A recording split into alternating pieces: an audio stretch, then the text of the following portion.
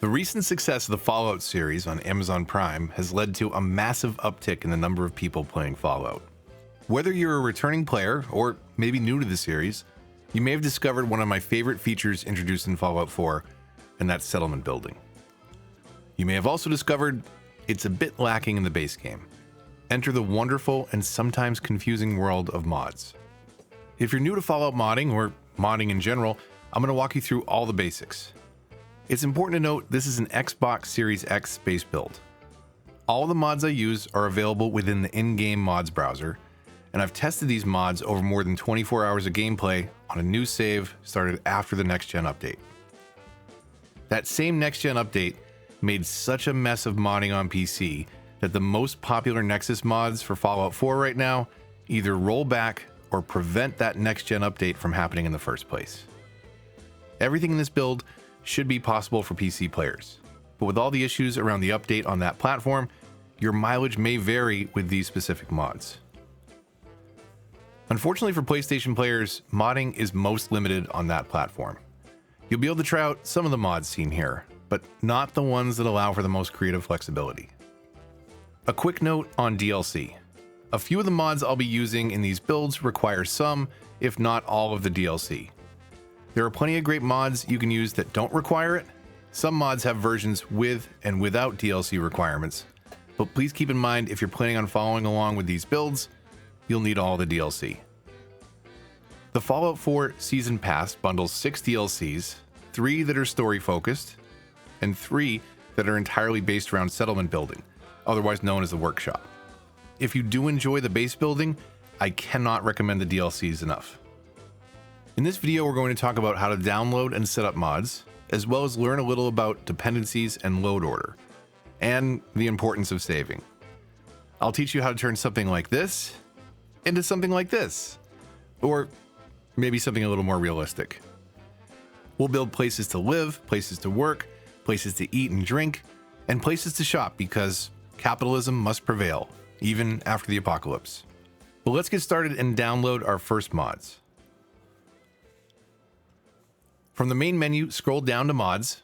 It may direct you to create a Bethesda.net account or log into your existing account if you previously connected it. We can browse mods by popularity, by category, but in our case, we'll be making use of the search feature. An important note, searching for mods is pretty busted on Xbox. I'm not sure if this extends to the in-game mods on the PC version as well, but searching by name sometimes just doesn't work.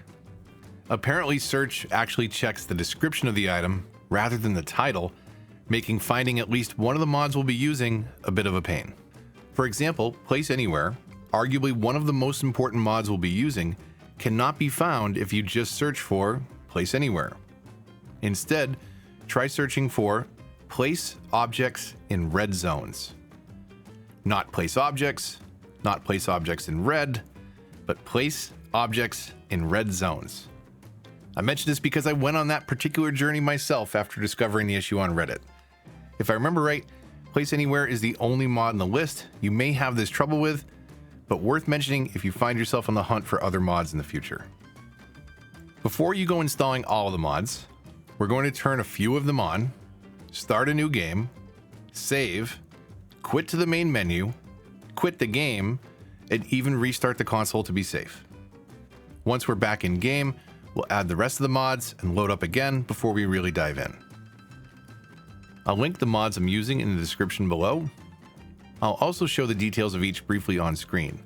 Feel free to pause if you're having trouble finding any of the mods. Try searching based on some of the text in the description of the mod rather than the title itself.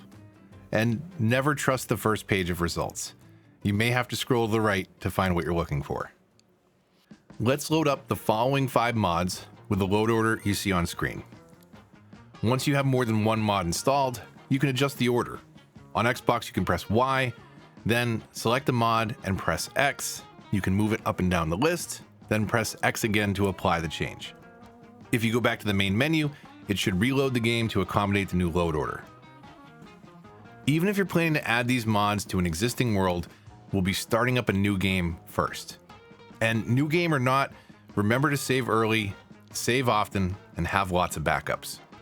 Bethesda games are buggy on their own, With some of these mods, we're going to push things to the limit. For each mod we find via the search, select download on the mod page and wait to make sure it finishes. You can also add it to favorites to make it easier to find later.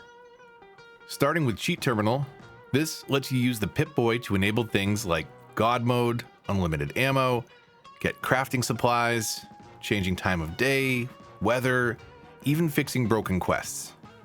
While Fast Start New Game allows you to start a new game and get from the main menu to exiting Vault 111 in under 2 minutes. Two really useful mods if, like me, you've played through the game many times and just want to skip the building. Feel free to leave those out if you're playing for the story and or don't mind the grind for materials. I've done it before, I'm good. A few of the mods we'll be using add lots of items to the build menus, and they'll need a little help. Settlement Menu Manager is a must. Very important that this is included before any mods that depend on it are installed. Place Anywhere allows you to place objects anywhere. It's in the title. And last on our round of recommended mods is SKK, Settlement Cleaning Reveals Absolute Perfection. Notice that the mod is called S.C.A.P, though the acronym implies there should probably be an R in there. And a trailing period. Don't ask me, I don't work here.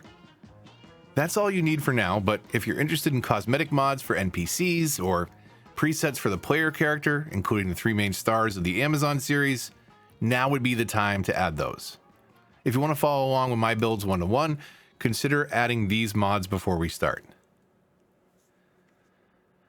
When you're ready, from the main menu, start a new game.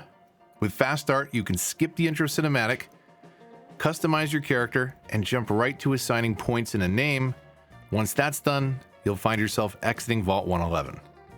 At this point, we can save, quit to the main menu, quit the game, and restart your console.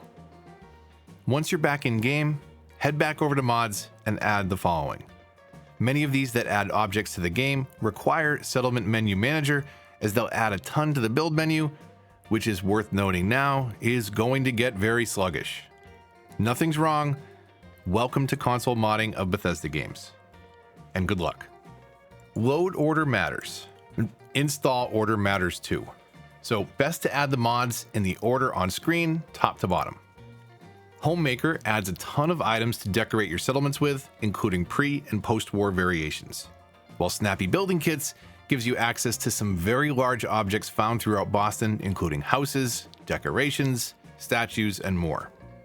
Do It Yourself Updated gives you the ability to create a lot of great looking clutter in your builds. This mod, like some others, are toggled off by default. Most are configured through holotapes you'll find on the miscellaneous tab of your inventory of your Pip-Boy. Check that they're enabled before you go on installing. OC Decorator allows you to turn everyday objects into static loot. Without these mods, a settler just looking at an item can cause it to go flying off the table. Creative Clutter, much like the previous mods, gives you a ton of objects, over 1,000 in this case, to decorate your settlements. And if you haven't figured out the pattern yet, you'll never guess what Settlement Supplies Expanded does. Last up is Gruffed Signs and Posters. I think I'm saying that right. The base mod is, well, basic, but you can add more and more expansions as you need. There's graffiti, propaganda, vintage ads, signs for settlements. Have a look around and you will certainly find a modular pack to bring life to your builds. Currently, I'm using the 4 you see on screen. Once you're all set, let's double check load order. A few important notes: Homemaker will put itself at the top of the list no matter what. SKK, aka Scrap, should be at the very bottom of your load order, as low as it will go. I'll show my load order on screen if you want to mimic it. With all that done, let's dive into our new game, in this case, just outside Vault 111. Run down to town, we can talk to Codsworth if you want, or just skip right to the workshop.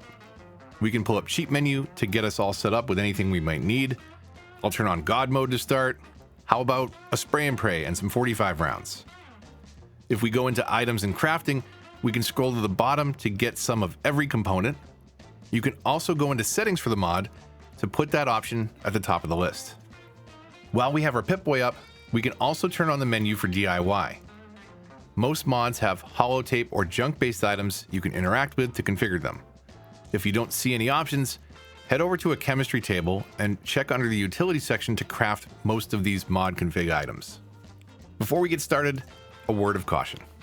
Now is a great time for your first save, or technically second save since you saved before we exited the first time. In vanilla Fallout, you can scrap a lot of loose items. In Sanctuary, you can even scrap a few of the ruined houses, clearing everything but the foundation.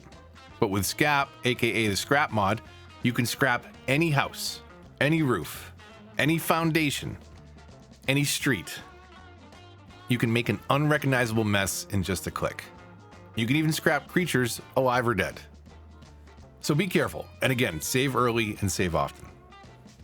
Pause your game and go to gameplay settings to confirm your autosave settings. Save on rest, save on wait, save when you open your Pip-Boy if it's been 10 minutes since the last autosave. Manual saves are still important though. Quick saves and autosaves overwrite a single slot, and you don't want to get stuck in a broken save loop. Make sure to make regular use of saves. You have to exit build mode to save or quick save, and save on exit won't work if you try and exit the game while build mode is active. With all that work out of the way, I think it's finally time to get scrapping.